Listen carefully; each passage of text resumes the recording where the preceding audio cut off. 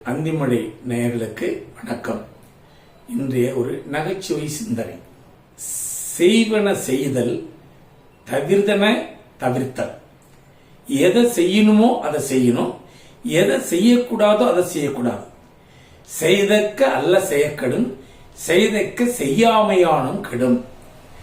1330 திருக்குறள் எழுதினவரே 133 அதிகாரங்களாக பிரித்தவர் கல்லுண்ணாமைங்கிற ஒரு அதிகாரத்தை கொடுத்திருக்கிறார்.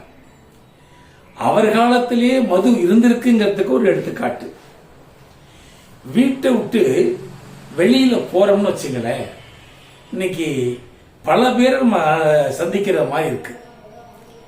எங்க தெருவில் ஒரு ஆளு ரோட்ல போறான், ஃபுல் தண்ணி, 2 பேர் லைட்டு மரத்தில் போய் மோதிக்கிட்டு நிக்கிறான்.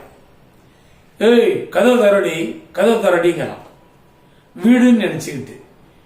பக்கத்தில் அவ்வளோ சொன்னா, அண்ணன் மேல லைட் எரியுது, அண்ணி தூங்குறாங்கன்னா.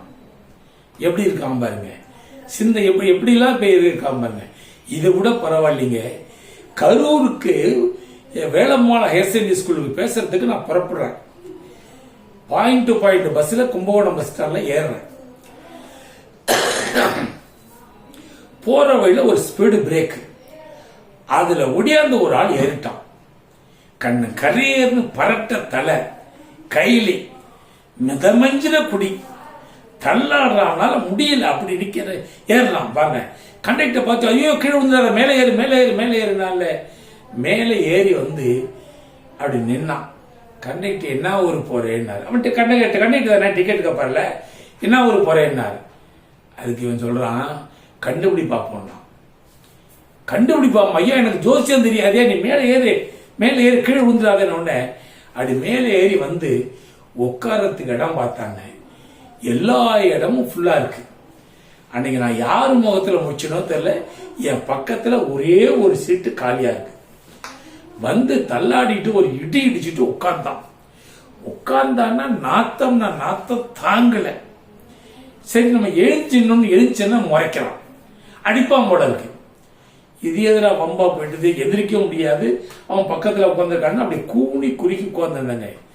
கொஞ்ச தூரம் பஸ் போச்சு. அவன் என்ன பார்த்து, இந்த குடிகாரன் நான் பதிலுக்கு இல்ல பேசாம இருக்கிறதா, எல்லாத்துக்கும் மேல அடிவாங்கமா போனோம். அவன் அடிப்பான் போல இருக்கு.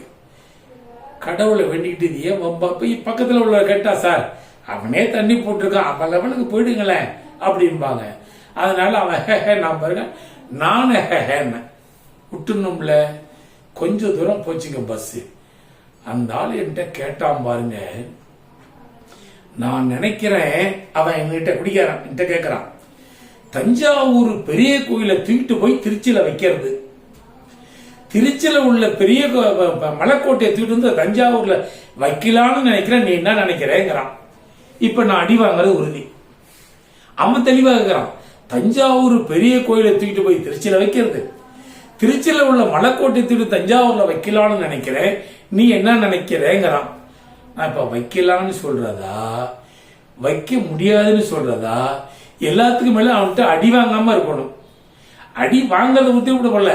என்னோட படிக்கிறவங்க 2 பேர் பஸ்ல வரான். அவன் மறுநாள் பள்ளிக்கூடம் வந்து போய் சொல்லிவிடுவான், சார் நேத்தி அடி வாங்கினீங்களேம்பா. இது எதிராக ஒண்ணு கடவுளை வேண்டிக்கிட்டு என்ன நினைப்பாங்க, சார் அவன் குடிகாரனா இருக்கான் சார், அவளுக்கு வச்சிடலான்னு சொல்லிட்டு போடுங்களேன் அப்படிதான் சொல்லுவாங்க. அவன் தெளிவாக கேட்கிறான், தஞ்சாவூர் பெரிய கோயிலை தூக்கிட்டு போய் திருச்சியில வைக்கிறது, திருச்சியில உள்ள மலைக்கோட்டை தஞ்சாவூர்ல வைக்கலாம்னு நினைக்கிறேன், நீ என்ன நினைக்கிற? நான் பாருங்க வைக்கலான்னு விட்டேன். அவ்வளவுதானே சொல்ல முடியும். வைக்கலான்னு அது எப்படி வைக்க முடியும்ட்டான். அது எப்படி வைக்க முடியும்னு அடிக்க பயந்துட்டு வைக்க முடியாதுன்னு விட்டேன். இப்ப அவன் என்ன கேட்டான், தண்ணி போட்டு வண்டியான்னா.